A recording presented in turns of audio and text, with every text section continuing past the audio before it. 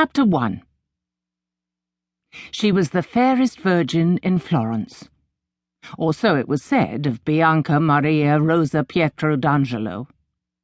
High praise, considering that red, gold, or blonde hair was considered the height of beauty, and Bianca had ebony tresses. She also had flawless features, an ivory complexion, a heart-shaped face, and eyes that were a startling shade of aquamarine blue. As she crossed the Piazza Santa Anna from her home with her mother more and more, gentlemen came to catch a glimpse of what they could of her features, which were carefully and modestly concealed by a bowed head and a light veiling. An audible sigh of regret arose as mother and daughter entered the church for morning mass. "They will be waiting when we come out," Bianca said to her mother. "Sempliciotto, they are wasting their time," her parent replied. "I do not mean to waste my daughters on Florentine marriages. I was sacrificed by Venice to this dark city. I will not allow my girls to be. Only my love for your father has kept me here." They found their way to the chairs set aside for their family and knelt in prayer on the embroidered red and gold kneelers. Mass began. They had music, which many smaller churches in the city did not, but Santa Anna Dolce was the family church of the Pietro d'Angelo family. It had been built by them 100 years ago across from their large palazzo, which stood on the opposite side of the piazza. Upon its walls it had murals that depicted the life of Santa Anna, mother of the Blessed Virgin. Besides the main altar, there were two other small altars, one to Santa Anna herself and the other to Santa Maria. The windows were stained glass. The floor, squares of black and white marble.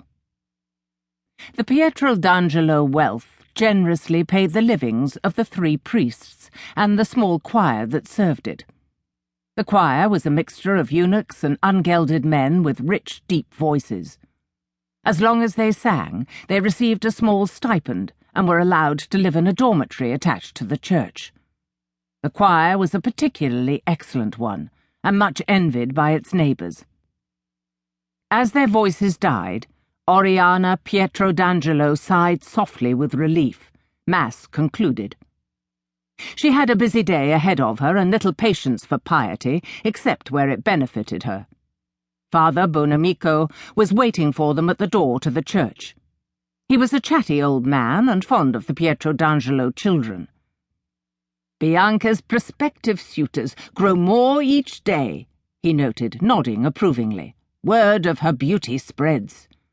"It is ridiculous," Oriana said irritably. "Have they nothing better to do than hang about like dogs after a young bitch?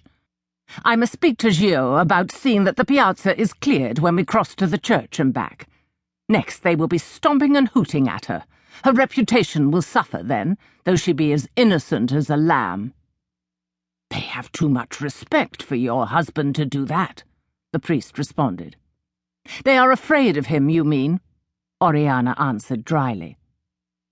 Father Bonamico chuckled. "Perhaps that too, gracious lady. Young men will be young men. The Lady Bianca is quite lovely. You cannot blame them for looking." A small smile touched the mother's lips. "Well," she allowed, "perhaps not." Then she gracefully descended the church steps, her daughter behind her. "Walk next to me, Bianca," Oriana instructed the girl as they reached the bottom of the stairs. She linked her arm with her daughter's, and the two moved back across the square together towards the palazzo. They had almost gained their destination when a young man sprang in front of them, holding out a small beribboned nosegay to Bianca. "For you, Madonna," he said eagerly, smiling, his brown eyes shining. Bianca looked up, startled, but her mother slapped the flowers away. "Impudente! Buffone!" she said, scolding him sternly. "Where are your manners? We have not been introduced. But I know your mamma. She shall hear of this breach of etiquette on your part. She did not raise